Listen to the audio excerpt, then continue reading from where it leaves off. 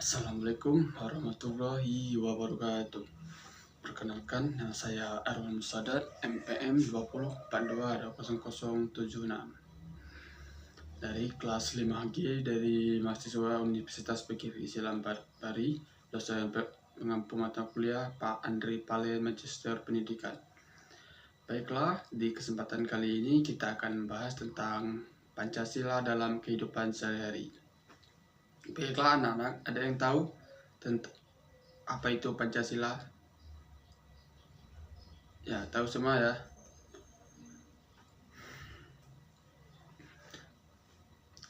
Tujuan pembelajaran yang pertama, memahami konteks sejarah. Siswa dapat menjelaskan latar belakang sejarah yang melatar belakangi kelahiran Pancasila sebagai dasar negara. Yang kedua, menjelaskan proses pembentukan. Siswa dapat mengumpulkan proses pembentukan Pancasila dalam BPU PKI dan kontribusi tokoh-tokoh penting.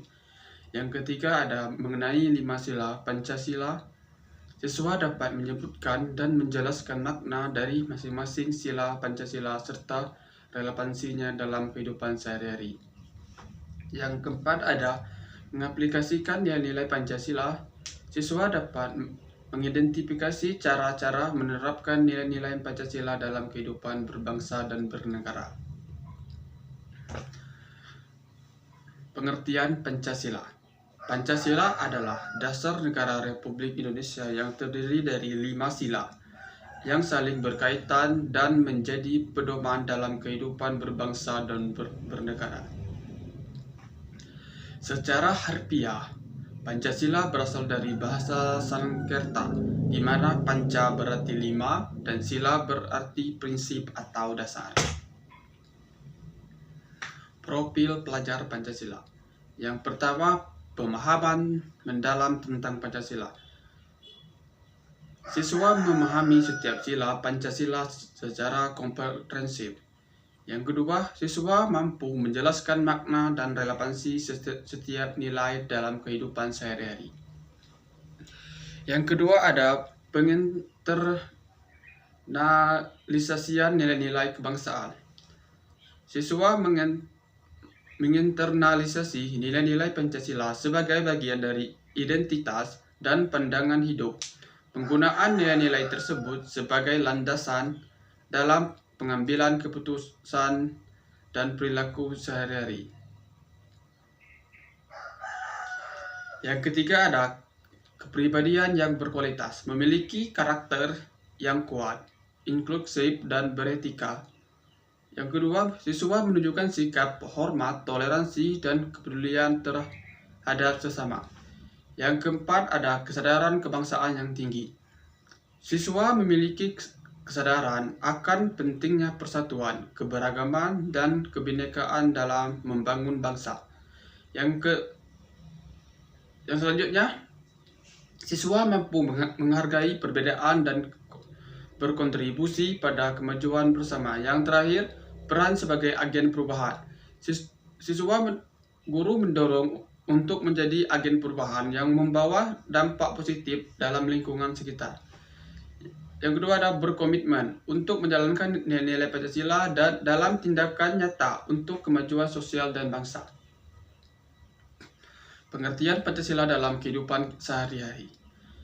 Makna dalam kehidupan sehari-hari. Yang pertama, ada ketuhanan yang Maha Esa mengajarkan kita untuk menghormati dan menghargai kepercayaan serta agama orang lain, serta memperkuat rasa spiritual dan moral dalam kehidupan. Yang kedua, kemanusiaan yang adil dan beradab, mengingatkan kita untuk bersikap adil dan menghargai martabat setiap individu, serta berkontribusi dalam membantu sesama. Yang ketiga, persatuan Indonesia, mendorong kita untuk menjunjung tinggi rasa persatuan dan kesatuan, serta menghargai keragaman suku, budaya, dan agama di Indonesia. Yang keempat, kerakyatan yang dipimpin oleh hikmah, kebijaksanaan dalam perusahaan dan atau perwakilan, mengajarkan pentingnya demokrasi dan musyawarah dalam mengambil keputusan baik di tingkat keluarga, komunitas, maupun negara.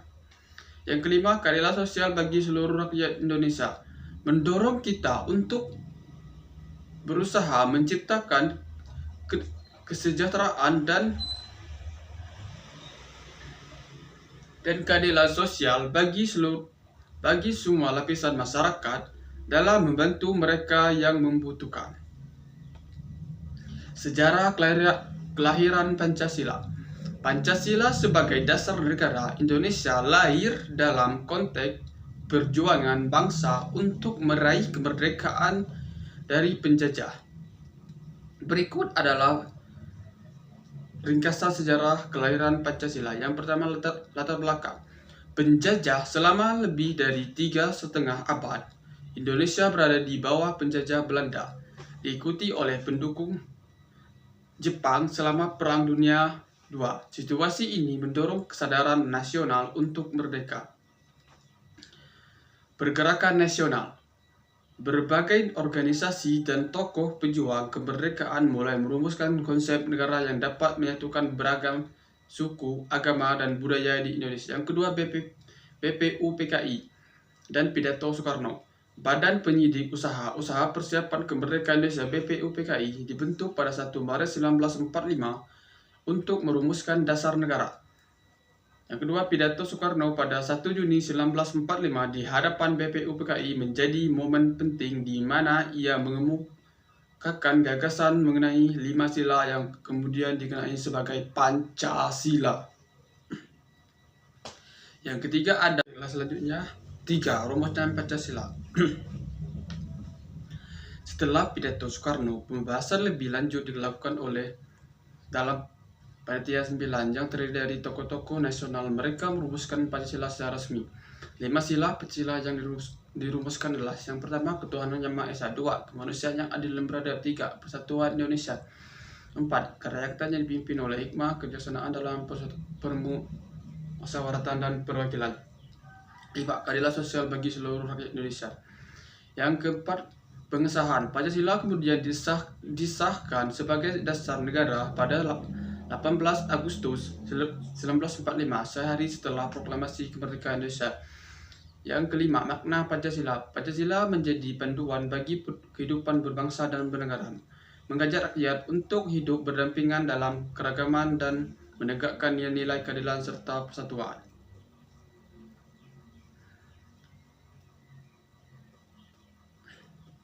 Keunikan Pancasila.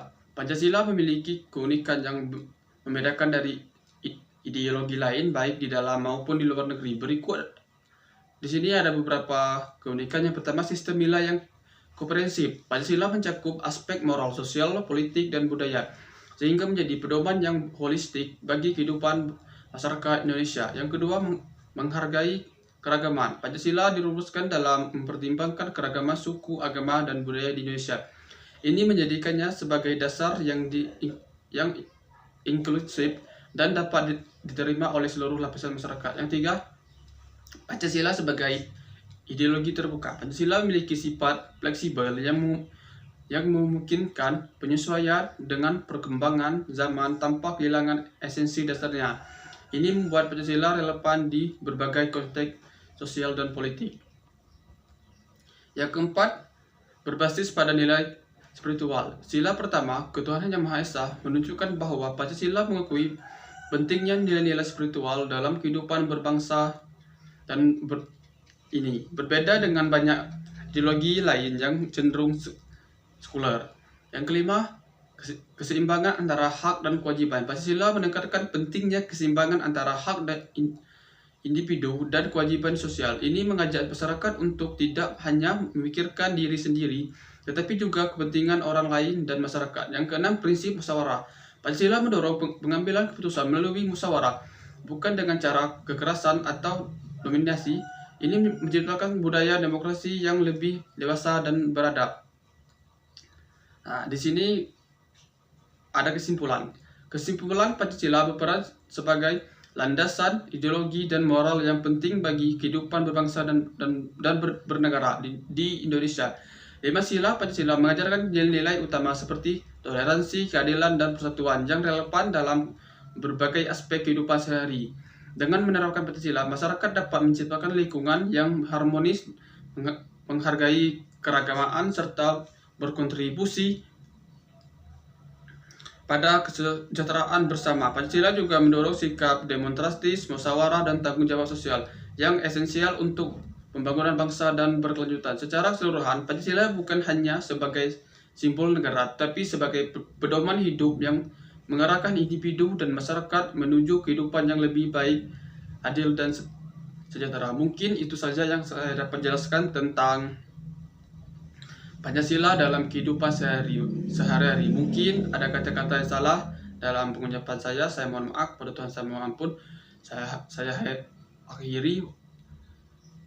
Wassalamualaikum warahmatullahi wabarakatuh.